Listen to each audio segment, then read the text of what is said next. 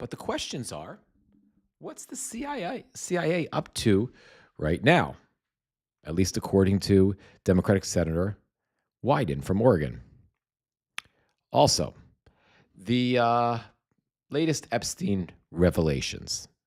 I think we're going to cover a bunch of it today. The Midas Touch News Network has done a really, really good job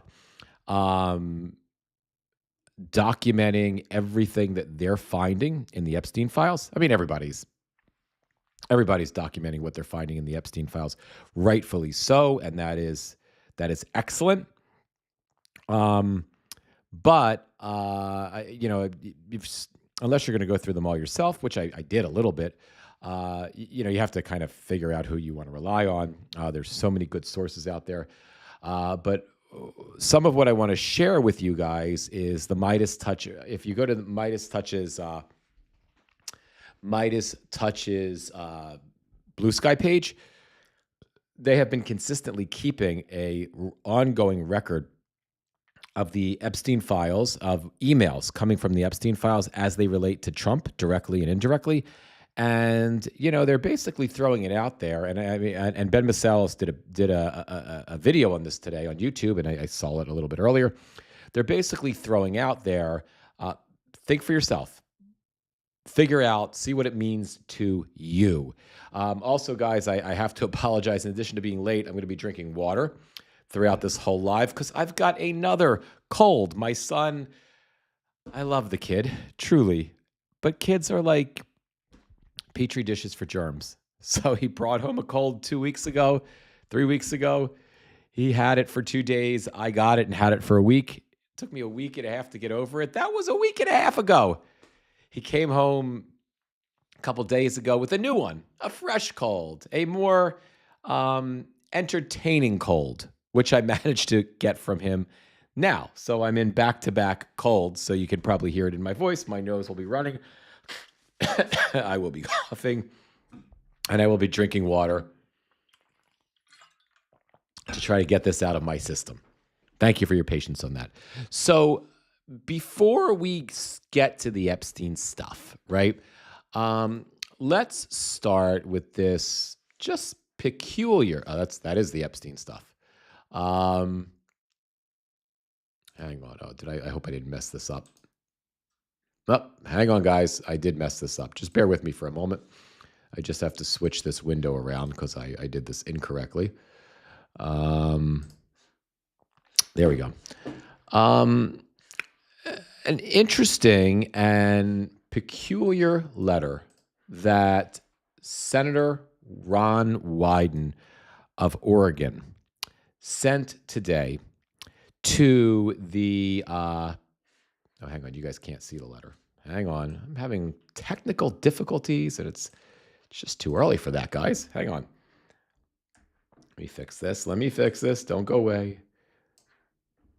All right, that's a little bit more palatable. Let me make it a little bit, well, can't really make it too much bigger.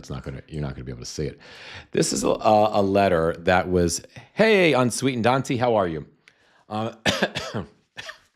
For those who just joined, again, I apologize for being late today. My son had a school play.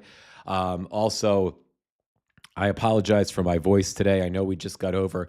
I just had a cold for 2.5 weeks that went, about 2 weeks that went away. My son brought home a second cold a couple days ago, and I managed to be fortunate enough to get that one as well. So you're hearing that in my voice as well, and I'll be drinking water. Reminding myself to drink water throughout the live to kind of get this out of my system. Irrespective.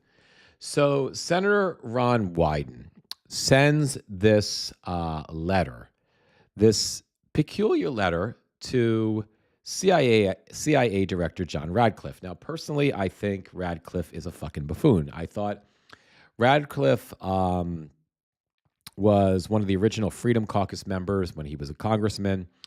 He was a pre-MAGA lunatic before there was MAGA.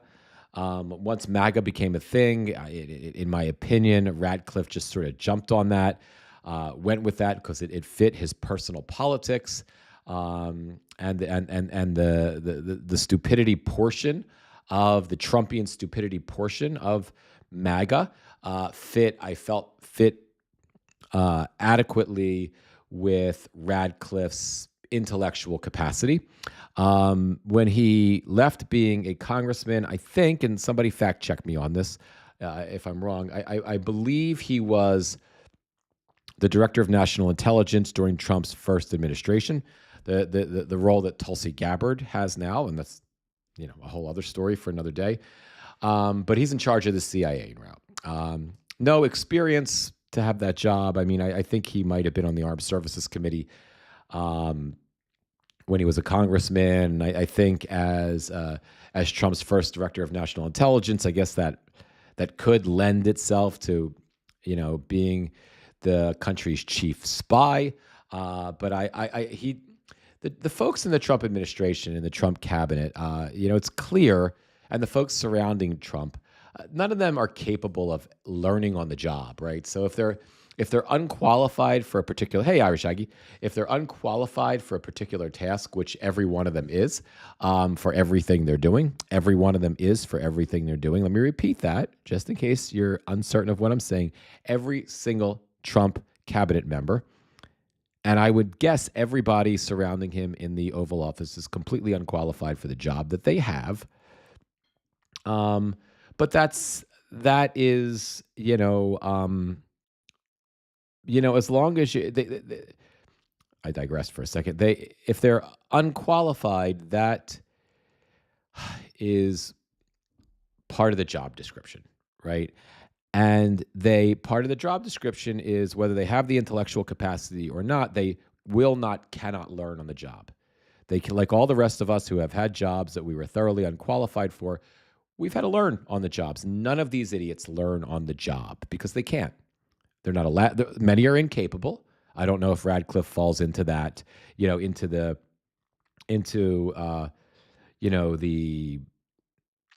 Pete Hegseth sort of mentality, or the Kash Patel sort of mentality, where I believe they're emotionally incapable, intellectually incapable of actually learn, even if they weren't crazy and severely dented.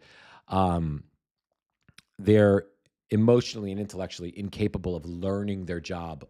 It wouldn't matter if you hired them to work at 7-Eleven or a gas station or a corporate job or these jobs. I don't think these characters are capable of learning how to do a job. So, there's that. So it's not the expectation that I have that, hey, Tina, how are you? I'm glad you're here today, Tina. The expectation I have that they, like other folks, they would learn on the job is not something I believe is possible for any of them. And I think Radcliffe, CIA director, certainly falls into that category.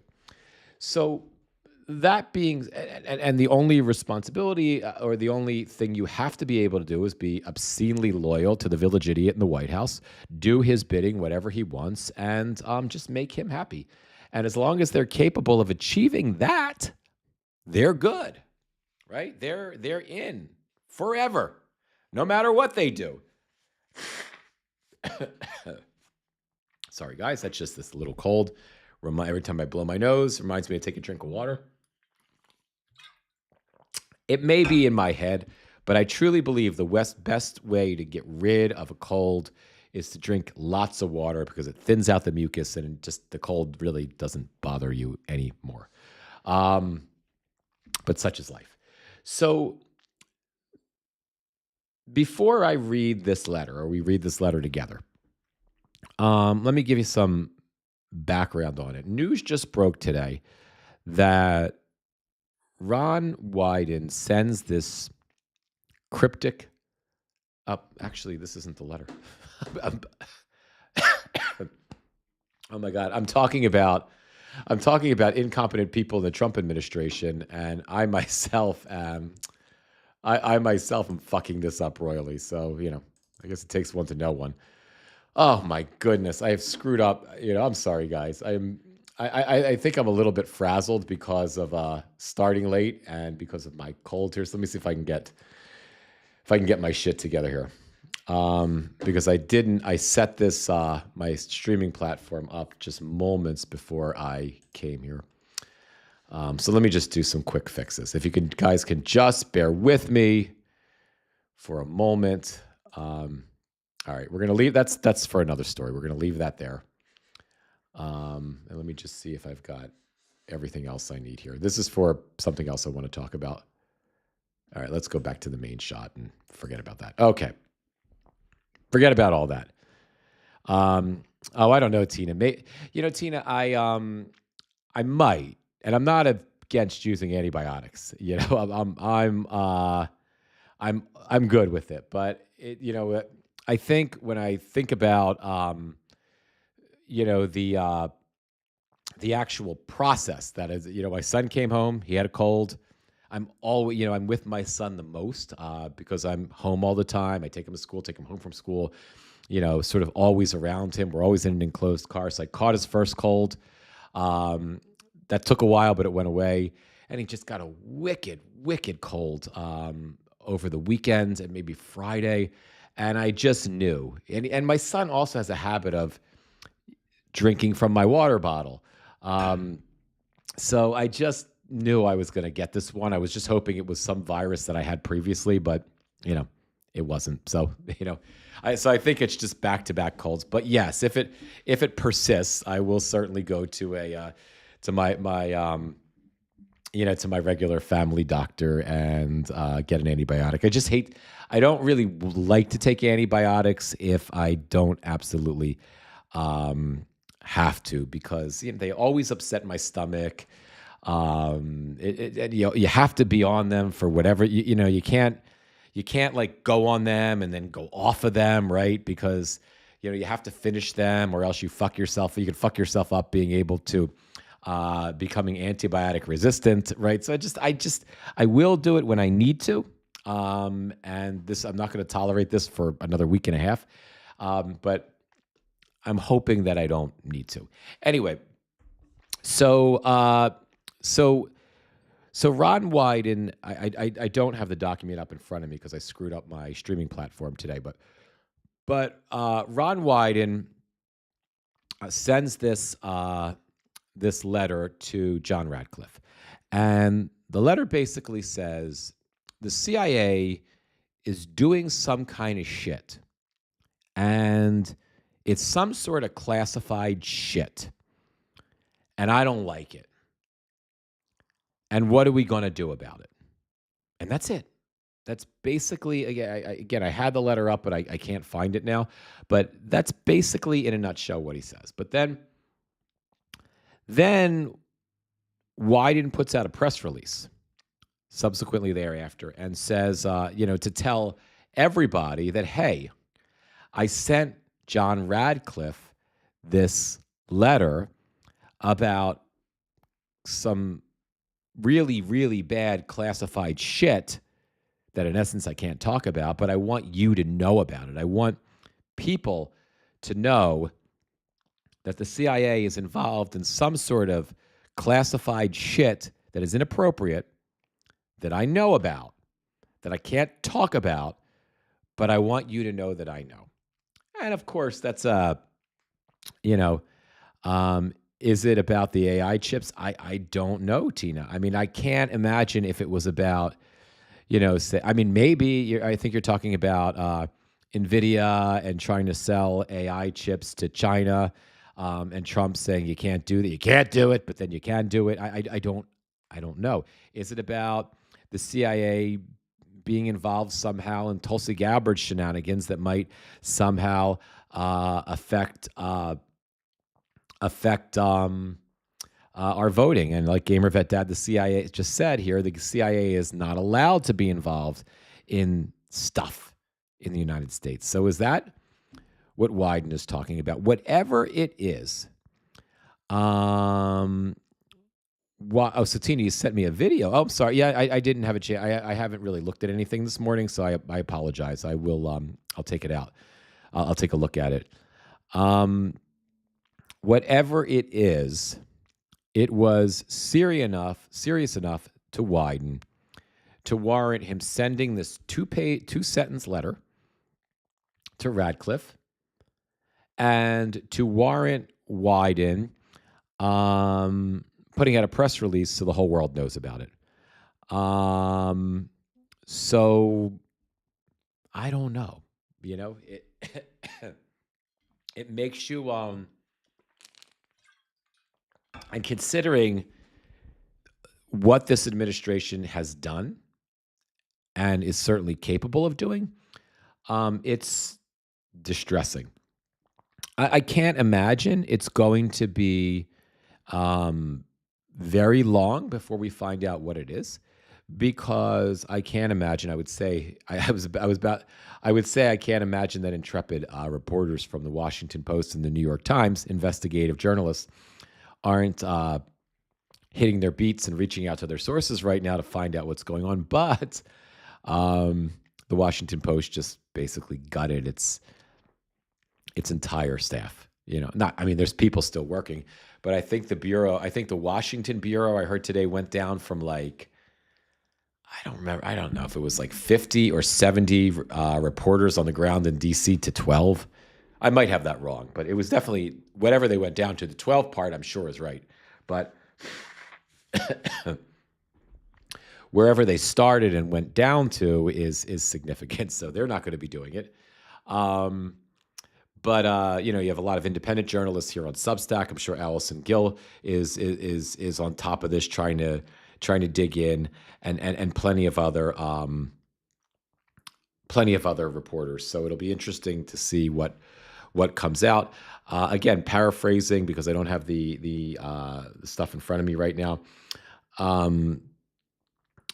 The CIA's response was some sarcastic, bunch of shit like Ron Wyden felt it important enough to put out a press release. I guess that's how he likes to deal with internal communications, basically saying that that this isn't really that important, so we're just going to blow that off.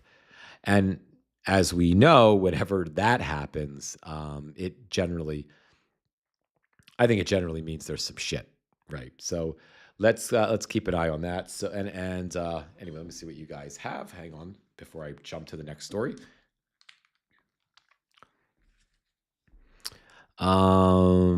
So Gamer Vet Dad and I'm certain they have been operating at Gabbard's orders, which I think is the information they are sitting on. That's because there was that whole story, right, Gamer Vet Dad, that broke over the last 24, 48 hours of this whistleblower that has such extremely classified information that is apparently really, really bad about Tulsi Gabbard. And it was supposedly so secret that the DNI couldn't even figure out how to safely, or how to give it to legislators, how to give it to members of Congress. The Gang of Eight eventually got it. I believe they got it yesterday. I don't think we've heard much more about it since then, but maybe this is connected. Tina, Senator Chris Murphy is talking about it. Your first time sending a video, LOL. I appreciate it, Tina. Send them to me all the time. Thank you. This is stuff that I love, and that gives me stuff to work with, stuff to talk about. They need to wipe the DOJ and the CIA and reset. I feel like an armchair detective. We're all citizen journalists at this point. At least the sycophantic leadership. Hang on, let me just let me see if I can find that. If I can bring it up real quick. Let me see if I can find Tina's video, because maybe it'll shed some light on this. Let me just if you guys can just bear with me. And then if I can find it, I should be able to bring it up. Okay, so let's go to here. Just go to it doesn't matter. I know you guys are looking at a dysfunctional screen right now, but that's okay. I'll fix this as we go along. There we go. Okay, and let's get Tina's video up.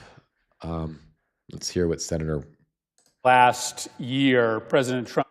Thank you, Madam President. Madam President, over the course of the last year, President Trump has been engaged in just a stunning array of acts to enrich himself and his family, using government policy, the power of the White House, to essentially trade away U.S. policy, U.S. national security secrets in exchange for investments in Trump himself, making himself rich off of being president of the United States. I'm coming to the floor today because over the weekend, through good old-fashioned investigative journalism, we discovered what might be the most corrupt act in this administration amidst a dizzying array of daily corruption. The Wall Street Journal reported over the weekend that 4 days before Donald Trump's inauguration, an investment firm closely tied to the United Arab Emirates secretly signed a deal with the Trump family to purchase a 49% stake in a company called World Liberty Financial. That's the Trump family's fledgling cryptocurrency venture. They run that business in coordination with the Witkoff family. The Witkoff family, of course, headed by Steve Witkoff, who is not coincidentally the president's chief Middle East advisor. The company that made the investment, that took this 49% stake, is backed by an individual named Sheikh Tahnoon bin Zayed Al Nahyan. That's UAE's national security advisor. But he is also deeply embedded in a number of very important companies that dole out investments from the United Arab Emirates. One of the companies he is involved in, Tahnoon is involved in, is an AI firm called G42. Okay, this is all important to understand the scope of what we just discovered over the weekend. On behalf of this company, G42, Tahnoon has been arguing that the United States should sell G42, a UAE company, our most sensitive AI chips. We have not sold this hardware to UAE in the past. Both Republican and Democratic administrations, both Republican and Democratic members of the Senate, both Republican and Democratic members of the House have said we cannot sell this advanced AI hardware to UAE because of the well-known integration of UAE's national security service, including this individual, with China. So we've never sold these chips to UAE because we were pretty sure, and again, this was a bipartisan consensus, we were pretty sure that these chips would just flow straight to China, and China cannot get control of this advanced AI hardware. It was shocking to most national security experts, shocking to Republicans and Democrats in Congress, when, shortly after the president's inauguration, he decided, against the advice of his national security advisors, to sell these chips to the UAE, and in particular to this company, owned by Sheikh Tahnoon. Let me just accentuate the bipartisan nature of the opposition to this decision. So, hang on, I mean, I did not know we were going here, but this is a great find, Tina. Thank you for this. I don't know if this directly has anything to do with the Radcliffe CIA stuff, but it could all be connected. But if I'm understanding what I'm hearing, right, the idiot just sold our most, agreed against Tulsi Gabbard, right, his national security folks, to sell our most advanced chips. I think that's the NVIDIA chip that we refuse to sell to China. The idiot said that we can sell some of the lesser advanced chips, but not the most advanced chip series to China. So the idiot agreed to sell them to this guy in the UAE. This he's the he works. He's got his own companies, but he also works as a national. He's the UAE's national security advisor, right? But he also has his own private companies, one of which is a partnership.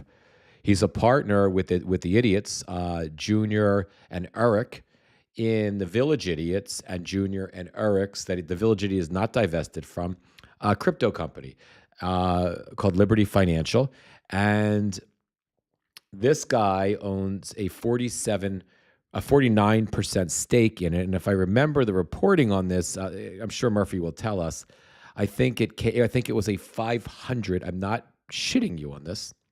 If I remember the reporting over from yesterday, the day before, because now it's coming back to me, I think it was a $500 million deal, of which nearly half of it was paid up front.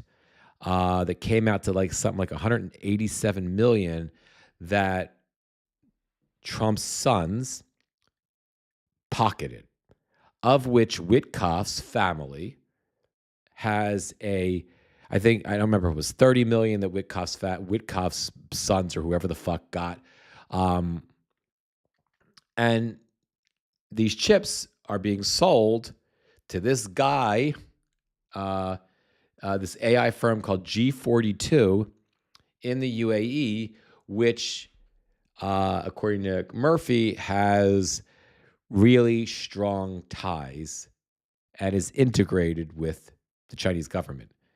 Hence, the Chinese government very likely getting their hands on these chips so they could reverse engineer them.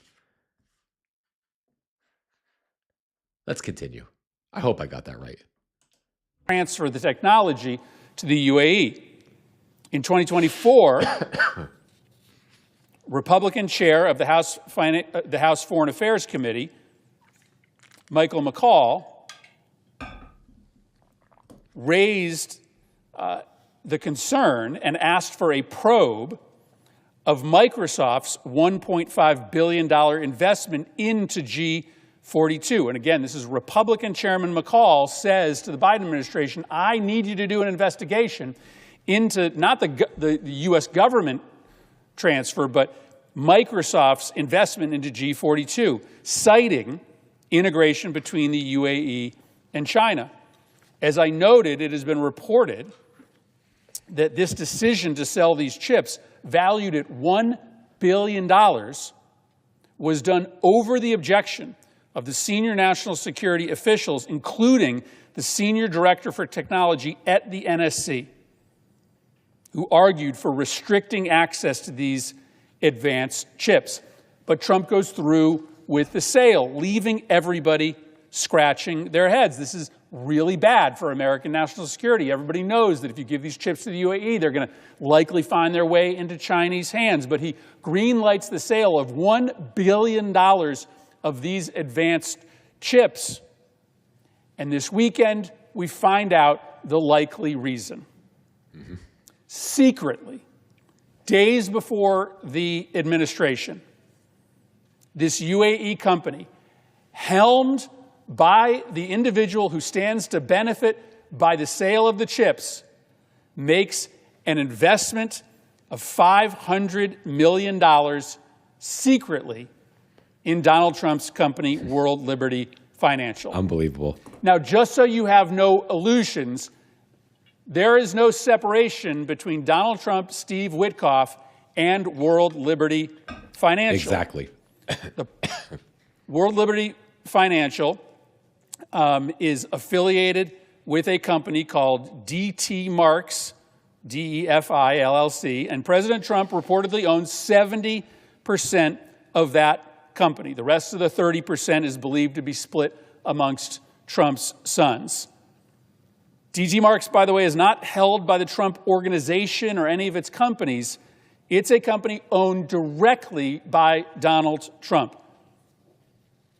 Steve Witkoff said that he was divesting his stake in this company, World Liberty Financial, but on a disclosure that he filed as late as September last year, just months ago, he still had a stake, a financial interest in that company. So Steve Witkoff, the Middle East advisor, Donald Trump, President of the United States, direct ownership stakes in World Liberty Financial days before the inauguration, a $500 million payment, a deal to pay World Liberty Financial $500 million for a 49% stake is done in secret. Now, we don't know the full extent of that sale, but at the very least, $187 million is going directly from this UAE company into the Trump family's pockets. At least $31 million is going directly from this UAE company into the pocket of the Witkoff family. Wow. It is not a coincidence. It is not a coincidence that a secret deal is done in which a foreign government puts money directly into the hands of the President of the United States, secretly, and then very soon thereafter, we find out that the President is throwing out years of national security policy, he's discarding the advice of his advisors, and he's going to hand that country that just gave him $187 million national security secrets. Now, of course, this isn't the first time that President Trump has done business with this particular individual, because Sheikh Danoon also runs a company called MGX. MGX put $2 billion worth of investment towards the president's business empire earlier in the year. Now, this was done in public, so we saw it all for ourselves, but it was no less corrupt just because it wasn't discovered by journalists.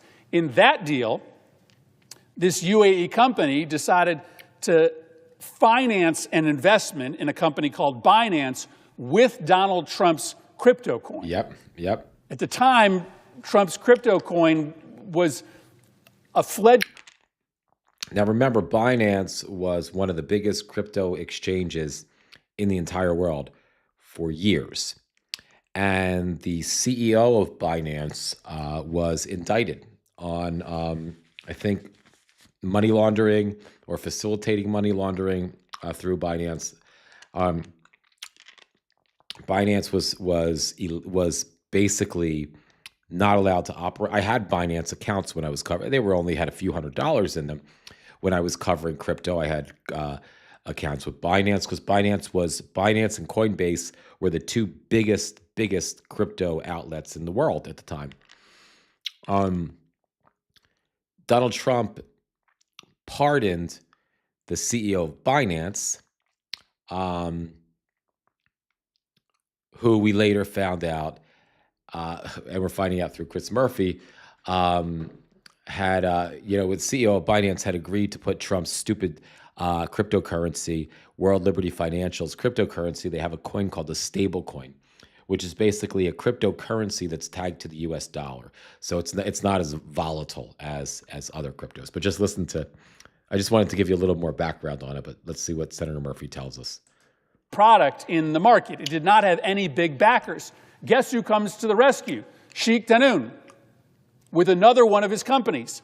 He finances a $2 billion investment in Binance with Trump's crypto coin, almost overnight making that crypto coin one of the most successful, one of the most highly traded in the industry. Now, in that case, the investment wasn't directly by UAE into Donald Trump's company. It was financing a venture in Binance with Trump's crypto coin. But just because the corruption was a little bit more oblique doesn't mean that it wasn't corruption. In this case, it is a direct investment by a foreign government, $500 million directly into a company controlled and run by the President of the United States. Unbelievable. There is no record in the history of the United States of a foreign government making a direct investment in a company owned by the President of the United States. No wonder they did this in secret.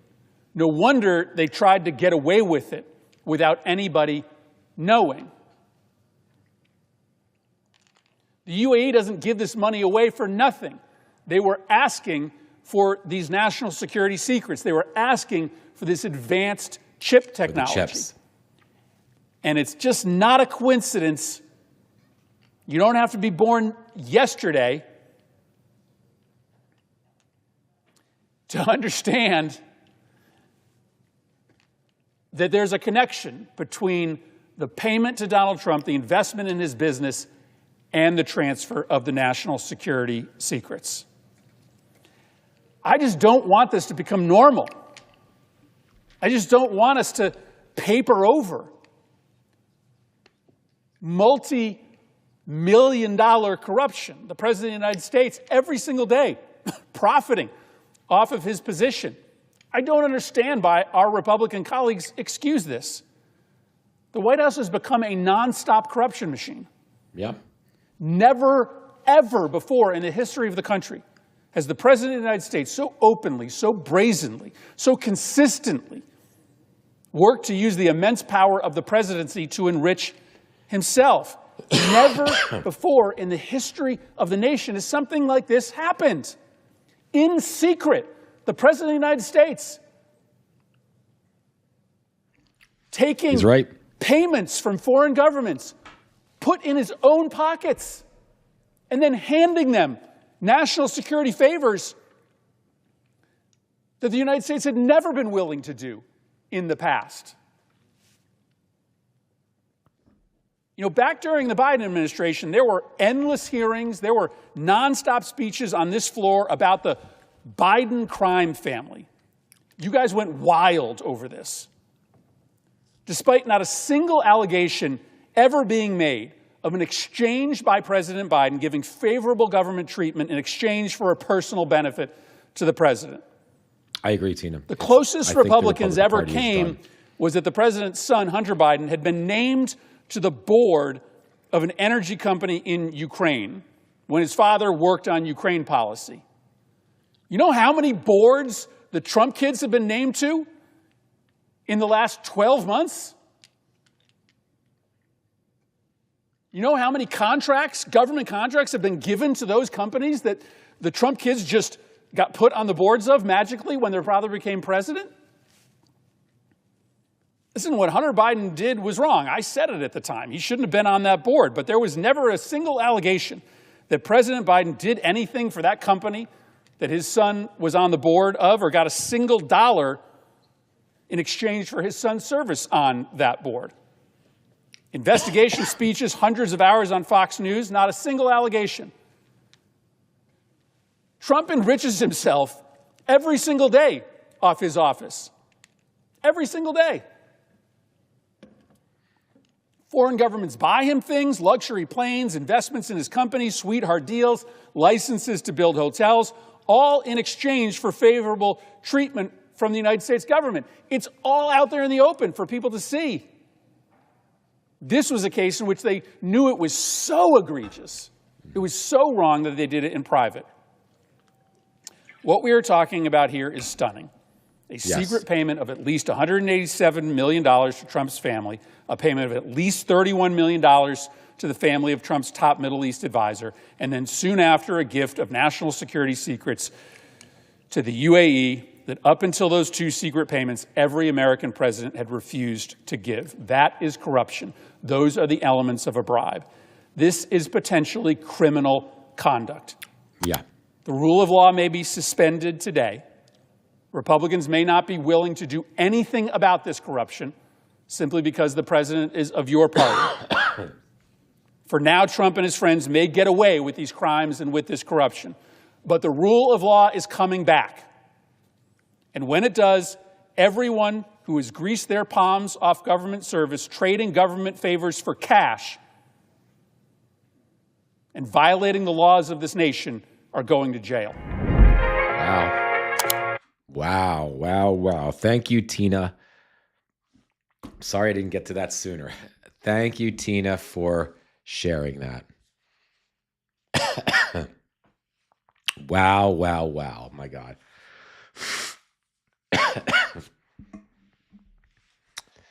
Wow. I don't even know what to say anymore. I think Lacey, earlier in the chat, I think you had mentioned that something about will the MAGAs ever wake up? What did you say? Where is it? I know it's back here. Isn't this illegal? Can we finally impeach him for this? You know, the things, the impeachable behaviors are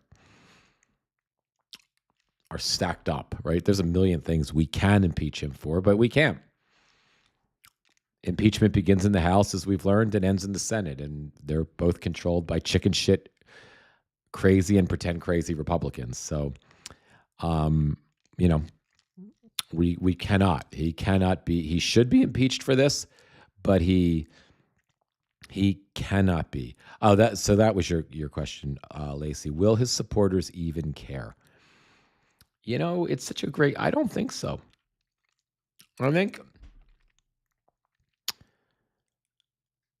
I think the true Trump supporters, they either don't believe, they've been so brainwashed by Fox News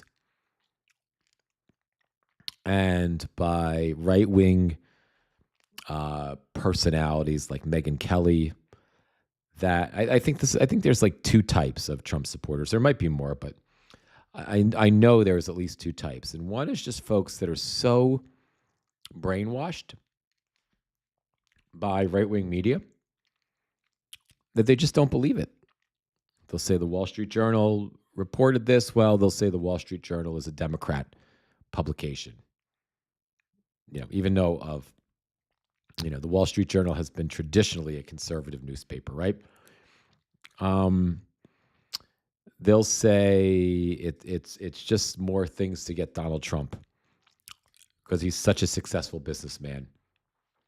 You know, they'll say, his sons might be making money, but Donald Trump has sacrificed so much to be our president that he could be like living the good life. He could be living large right now, right? And but he's sacrificing to save our country from the liberals, from the communists, and you can't, it's delusion, and there's no breaking through it. And then I think you have the Nick Fuentes arm of the Republican Party, of the MAGA, well, to the extent that he's still interested in the MAGA, MAGA community, and that's the white nationalist, right? That's the extremists, right? Nick Fuentes is smart enough to know that this is all corruption in plain sight, and when he gets pissed at Trump about different things, he'll and I don't know, he was off the Trump board, the Trump train for a while. I don't know if he's back on it, but the white nationalists, the wannabe Nazis, the Christian nationalists, I think the corruption is irrelevant to them, because as long as Trump is willing to do what they want him to do, like to stop the great replacement theory where whites won't be the majority anymore, and where misogyny rules the day, and we can be a Christian only nation where we can actively persecute every other faith. As long as he touts that line, I don't think they care. I don't think it matters to them what rule he breaks, what law he breaks. I think they know full well that he's doing it, but I think they're, it's worth it for them. So I don't think they will ever be held accountable. Accountable, or they will ever care. My water bottle is leaking, which is a problem. Gamer Vet Dad. Fuentes is trying to groom the fringe elements, even hardcore MAGA fears. Oh, yeah, absolutely. Absolutely. Fuentes may be the link to an internal MAGA breakup. No doubt. Look, Nick Fuentes said several times not too long ago that he was done with Trump. I don't remember what it was that he didn't like that Trump did. There was one point he had one rant that I saw on a TikTok post where he said that the liberals were right about Trump, that we've been conned. Trump is a con man. He's a liar. He tricked us. So Nick Fuentes, Candace Owens, obviously not partners in crime because Candace is black and a woman, and Fuentes probably doesn't like either of those things. But there's part of well, I guess Candace Owens is the queen of the conspiracy theories, and Fuentes is the king of the of the wannabe neo Nazis and white nationalists. But they both represent breaks with Trump. So, but they both also use Trump for their own benefits. So we'll see how far that goes, right? But anyway, what Murphy is talking about here is staggering. And to kind of dovetail back to where we started with the letter from Senator Ron Wyden to John Radcliffe of the CIA, are these things, I mean, we don't know. Are these things, I mean, Murphy was talking about publicly accessible information that he was able to, glean from the Wall Street Journal reporting. Wyden is talking about classified information. Now, there could be a classified element to this particular issue, but I just don't think, based on the context that we have right now, I don't think these are related things. I mean, remember, Wyden was actively following the money trail for Epstein. Within Jeffrey Epstein's money trail. Ron Wyden's been investigating that for the last couple of years. So could there be any CIA involvement? And there's that whole narrative. I was listening to last night to Zev Shalev and Waj Ali and Zev Shalev, Waj Ali, Zev Parnas, and I can't remember her name, the absolutely intrepid, now independent citizen journalist who is here on Substack, who's digging through the Epstein files. They were all talking about much of what they have uncovered, and I haven't been watching, paying attention to every Epstein file story that comes out, but I've been paying attention to a lot of them. But they were following the narrative about Jeffrey Epstein's relationship with Ehud Barak in Israel, Jeffrey Epstein's, stuff that has come from the Epstein files that directly or indirectly ties Epstein to Russian oligarchs and Russian money. I've talked about that on the lives here when I was talking about the fact that Trump was, neck deep in, still unknown borderline legal interactions with Deutsche Bank that we still don't understand. And right around that same time, we now know from the stuff that came from the Epstein estate that Epstein was involved with Deutsche Bank getting funded for some things at that same time. And I always wonder if there's a through line. But but again, if you take that international part of it, the stuff that Zev Shalev and his crew were talking about yesterday, the Israel connection, whatever that may be, whether it's just Jeffrey Epstein providing young girls for Ehud Barak or whatever, right? But it sounds like it's a hell of a lot more complex than that, quite frankly. And it sounds like it's about maybe even a hell of a lot more than just sex trafficking. It sounds like Jeffrey Epstein, or it's starting to seem like Epstein was involved in geopolitical policy. Maybe not policy making, but influence, including the village idiot after he was elected in 2016 and subsequently, leading up to the 2020 election. So it sure seems like that could have been something that Senator Ron Wyden could have, his radar could have gone up, because if if John Radcliffe, who he's a slimy fuck, Radcliffe. I mean, he just looks like a slimy fuck and he acts like one and he just bothers me. He's just one of those cabinet personalities that I find just very, very, I mean, I don't really have any love for any of them, but Radcliffe, I've always just found him to be a loathsome politician, and I've always wished he would just, leave politics because he just strikes me as so dirty.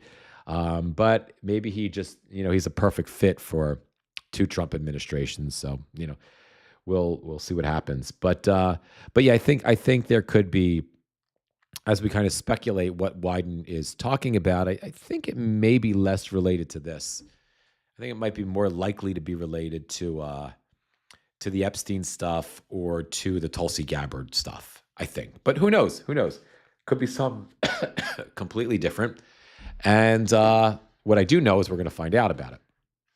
So what time is it? So, oh my God, I got to wrap the live in just a bit, my friends. Let me pull up. I'm in the wrong window here. Let me pull up where is this? Here we go. Let me pull it up here. So Midas Touch News Network has been doing a very, very good job. Dad's doing great, Tina. Thank you for asking. He's home. He's up and around. He's, he's fine. He's feeling great. He's starting to notice a difference. He had one of his valves replaced, and it's amazing to me that they can replace a valve he didn't have to get open heart surgery or anything. They can just do it through a cardiac catheterization, through an artery. They just go in through an artery like they would to clear out a moderately clogged artery, and they can replace a valve in an hour. It's fucking crazy and amazing. But he's 91 years old. I mean, I don't know that he could have survived open heart surgery, but you don't need that anymore. So he's fine, and you can even see the difference. Look, if you have a valve that's 75% occluded, right?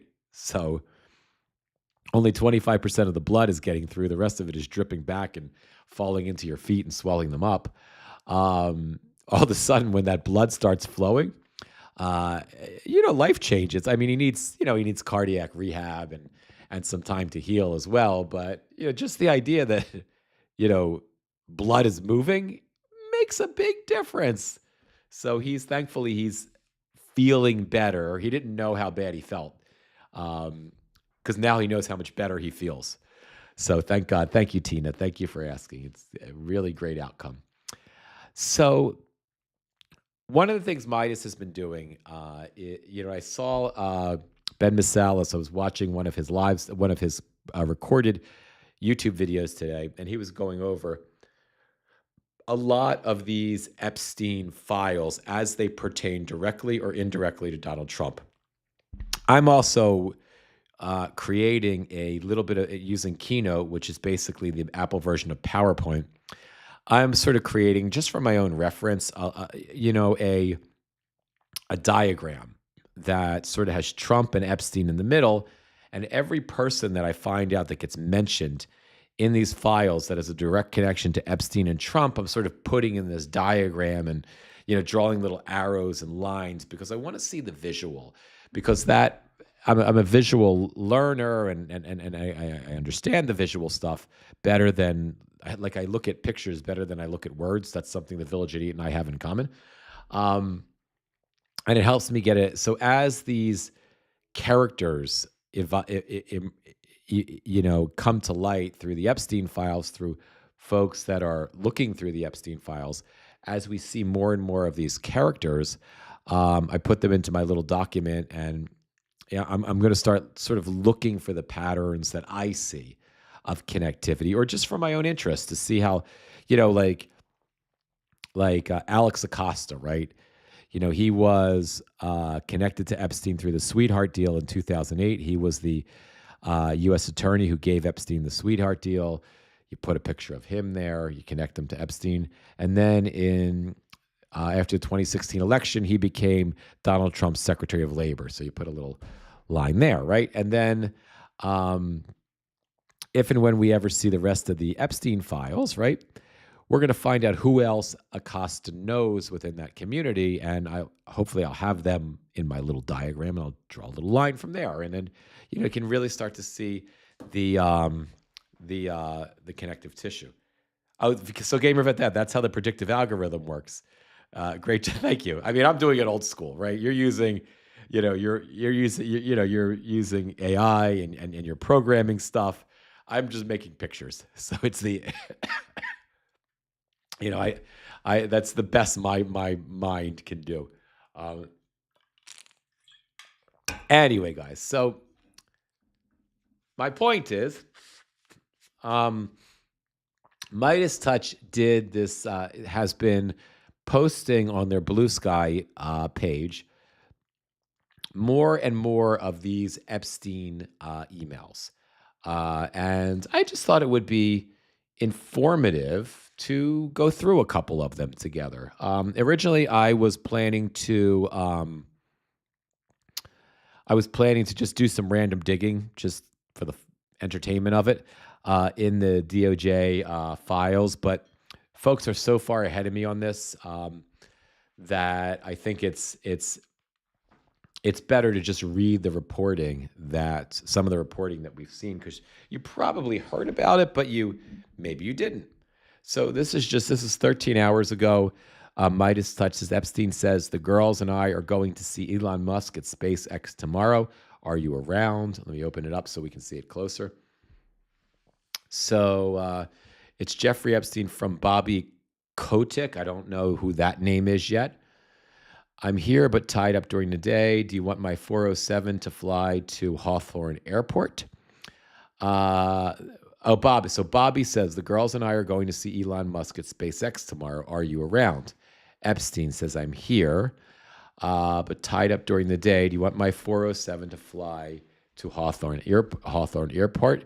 Now, we don't know if the girls just means Bobby Kotick, whoever he is, and maybe his daughters, or, Bobby Kotick and, victims, Epstein victims that he's taking to see Elon Musk at SpaceX. We don't know, I don't think, but it's just some food for thought, right? Let's check another one of these emails out, or another one of these. Hang on one second. Let me just go back into Midas Touch here. I think I kind of bounced out of there. Here's another one. So this is from 2023, February of 2023. So on February 19th, Leslie Groff, Gamer Vet Dad, I might need to ask you who these people are. Leslie Groff sounds like a familiar name. Hello, blank. Jeffrey would like to meet you at SpaceX as you suggested. When would that be convenient for you? Can you also provide an address and phone number for his location? Thank you, whoever, redacted, assistant to Jeffrey Epstein. Hi, Leslie. This is from Mary Beth Brown. So I guess Mary Beth Brown is Jeffrey Epstein. I mean, if they redacted her name in the first email, why didn't they do it in the second email? Hi, Leslie. That's a recruiting lieutenant for Epstein. So this recruiting lieutenant for Epstein reaches out to Leslie Groff reaches out to, if I'm reading this, Mary Beth Brown. Okay. So she says, hello, Jeffrey would like to meet you. Hello, Jeffrey would like to meet you at SpaceX, as you suggested. When would be a convenient time for you? Could you also provide an address and phone number for his location? Okay. Leslie says, shall we organize a lunch for someone and Jeffrey to get together at SpaceX in the coming weeks? Blank. It says Elon. You can see it right there. I mean, you can see it beyond. The redaction is really bad. I can see that it says Elon. Oh, you guys can't see it. I'm sorry. Let me fix my, I should have looked over here. Let me just fix this for you guys. Sorry about that. There you go. Sorry about that, guys.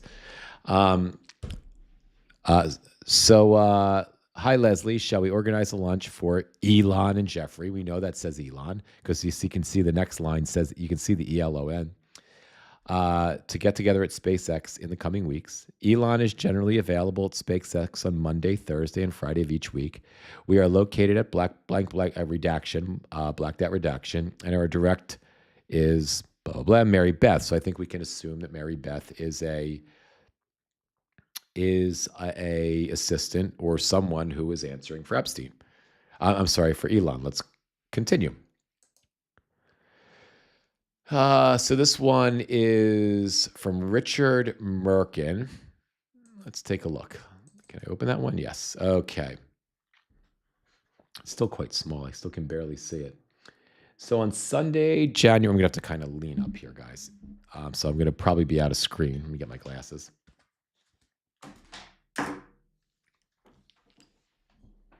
So we've got Sunday, January 8th, 11:59 p.m. It's from Jeffrey Epstein to Richard Merkin. I don't know who Richard Merkin is. You well? Let me just, is that so Jeffrey Epstein, you well? Merkin responds fair and you. Epstein continues, all good with lots of Trump opportunity. Now this is January.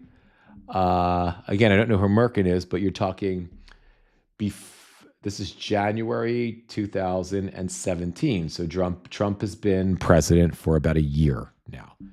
So it's clearly suggests that,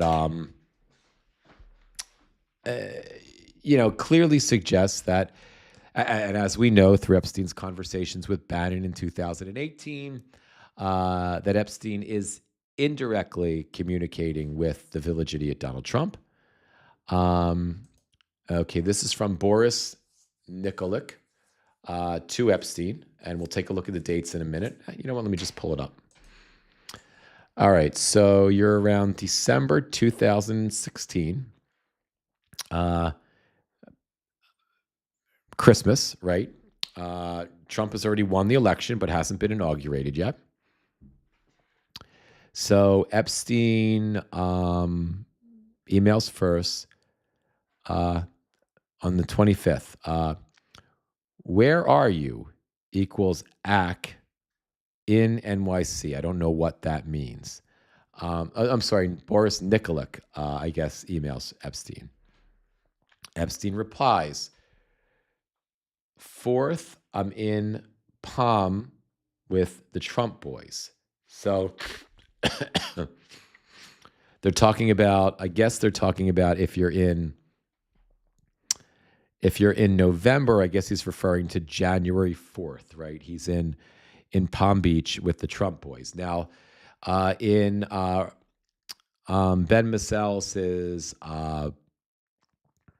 video earlier today, Ben checked, read a lot of these emails to us, and he also checked to see where Trump was on that day.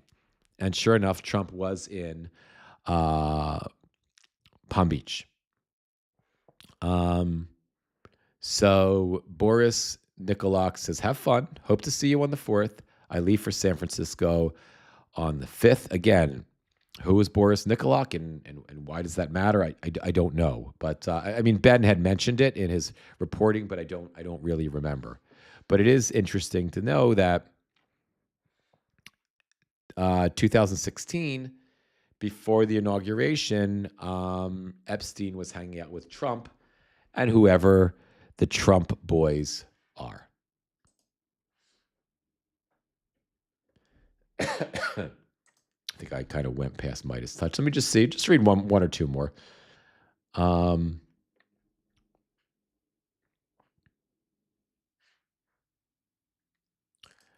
Okay, this is, so Midas Touch is reporting. I haven't seen this yet. This appears to be a draft statement written by Ghislaine Maxwell, in which she addresses allegations made against her and Prince Andrew by Virginia Giuffre. Maxwell appears to confirm that the photo is real and admits that Epstein committed crimes, contradicting her sworn testimony. We know she's a liar. I'm going to just skip that for now, just because I want to. I'm looking for really the connections between Trump and Epstein for now. That may be all they have. All right, so maybe there's not too much more. I thought there was a lot more on here, but that's okay. It's around 12, almost 10 after 12. So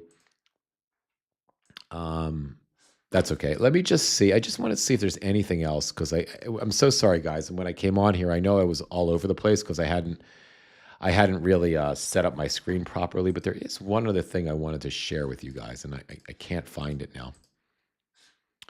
It was a list. It was an email that was, I'm sorry, a letter.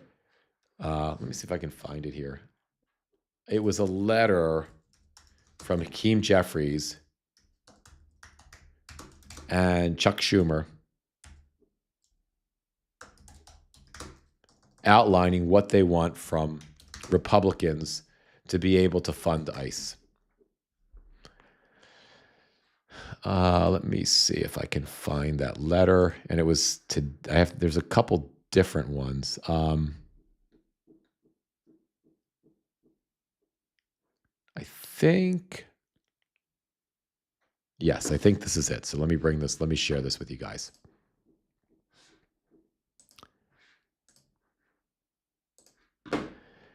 And let me just fix the screen so you guys can see it.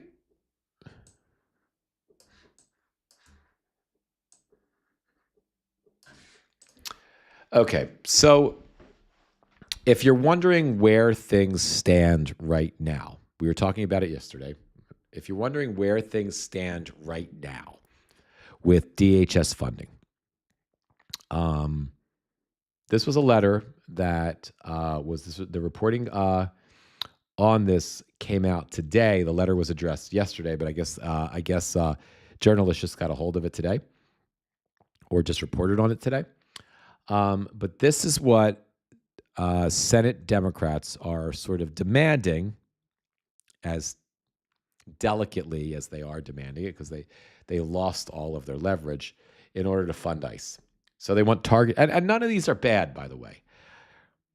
I just don't realistically see them getting out of this, any of it, because again, they blew it as far as I'm concerned in terms of having any leverage. They want targeted enforcement. DHS officers cannot enter private property without a judicial warrant, and indiscriminate arrests and improved warrant procedures and standards require verification that a person is not a U.S. citizen before holding them in immigration detention. So no more arresting of U.S. citizens without verification that they're not a U.S. citizen, and you have to have a judicial warrant. Or you can't enter somebody's house. A judicial warrant is a warrant that's signed by a judge. An administrative warrant is a warrant that could be signed by a judge, but never actually is. They're just warrants that are signed by either an ICE official or a DHS official or a CBP official. So no more of that. No more of those. No masks. Prohibit ICE and immigration enforcement agents from wearing face coverings.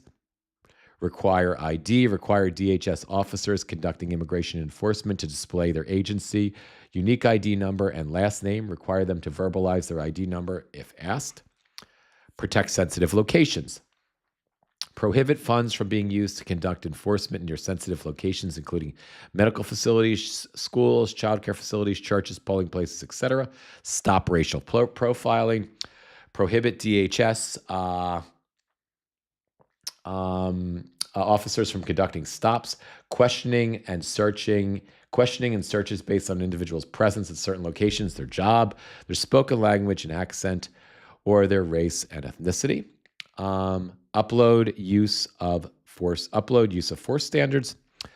Place into law a reasonable use of force policy. Expand training and require certification of officers.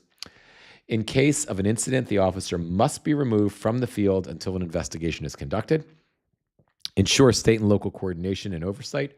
Preserve the ability of state and local jurisdictions to investigate and prosecute potential crimes and use of excessive force. Require that evidence preserved and shared with jurisdictions. Require the consent of states and localities to conduct large-scale operations outside of targeted immigration enforcement. Number 8, build safeguards into the system. Make clear that all buildings where people are detained must abide by the same basic detention standards that require immediate access for a person's attorney to prevent citizen arrest or detention. Allow states to sue DHS for violations of all requirements. Prohibit limitations on member visits to ICE facilities, regardless of how those facilities are funded. Body cameras for accountability, not tracking. Require the use of body-worn cameras when interacting with the public and mandate requirements for the storage and access of footage. Prohibit tracking, creating, or maintaining databases of individuals participating in First Amendment activities, and no paramilitary police. Regulate and standardize the type of uniforms and equipment DHS officers carry during enforcement operations to bring them in line with civil enforcement. You know what? I've been complaining for the last 48 hours, for the last 72 hours, maybe even longer, that the Democrats blew it, that they had all of the leverage and they walked away from it. I've been complaining that. I still believe that. That being said, it's over. I mean, I still call my senators and complain, and I will continue to do that every day, but I know it's over. So this list would be great. I'm going to be hopeful that we can get this list. I don't think we can. I don't think Republicans are going to give anything because they don't care. They don't care about Senate Republicans. I honestly don't think they give a shit, or they're so fucking delusional, they don't realize they're going to get destroyed in the midterms. And if they were, I think they've been so radicalized, I just don't think they fucking care. I think they live, including John Thune, Senate Majority Leader, they live to own the libs. And not giving their Democratic colleagues any of these things is the ultimate own for them. I truly feel that is part of what drives them. But my hope is, anyway, that all 10 of these things happen. And if 10 of them don't happen, that some of them happen. And I'm going to be hopeful for that, because what choice do we have? I'm going to keep fighting in the way that I can, which is phone calls to my senators, and demanding, defunding ICE, even if that takes away, it's not something you can do tomorrow. I get that, but over a period of time and then starting over. But I also understand we got to take what we can get. So I don't know. That's kind of where I stand with all that. Anyway, my friends, thank you again for being here today. I'm sorry about the chaos in the beginning of the live with just not having my shit together. In terms of my scenes here on my streaming platform, thank you for putting up with my voice today. For those of you who joined us late, my son came home with another freaking cold over the weekend. It was just nasty. He had it for 2 or 3 days, and he's over it, and now I have it. So between the two of us, we have basically, it feels like we've basically had a cold for the last 3.5 weeks, and it's really getting tiresome, quite frankly.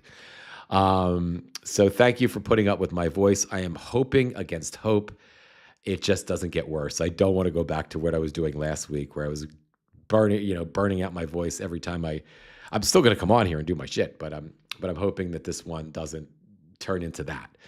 And I'm also drinking lots and lots of water to try to thin up the mucus and try to get rid of this one quicker than the last one. But thank you for putting up with the joys of parenting. Unsweet, absolutely, Auntie. It's interesting. Like, everyone told me that when your kid is a baby, a toddler, they're going to pick up everything in preschool and you're going to get everything. And honestly, it made sense. The science made sense, right? Like, the kids, they have new immune systems. The immune system hadn't been exposed to anything. It made sense. But the problem was was COVID, right? March 13th, 2020. My son stops going to preschool, right? For the whole year, right? For the rest, you know, because of COVID, right? And then even when he went back to preschool in September, not the whole year, but in September, they were socially distancing. The kids were wearing fucking masks for months, right? And I'm good with that. So like nobody got sick. So all that time that my toddler was supposed to be getting sick and giving it to my wife and I, thanks to COVID, it wasn't happening because we were all protecting ourselves. So we weren't getting, because masks work and social distancing works, right? Well, now those kids' immune systems are woefully unprepared. And when flu and cold season happens, these, first generation alphas, because I think they're generation alpha, they all are getting everything because they never had any of this shit. So, what would have been behind me, 5 years ago is now, an unwelcome, there are constant germs that are unwelcome guests in our house now because my son is just fucking picking up everything and sharing it with us. But I suppose maybe this would have happened even without COVID. So, the kid's amazing. I love him. He had a school show today. It was fucking awesome. So, I'll take the runny nose, in this case, the post-nasal drip, the losing my voice, all this shit that happens doesn't compare with how amazing it is that we have a kid.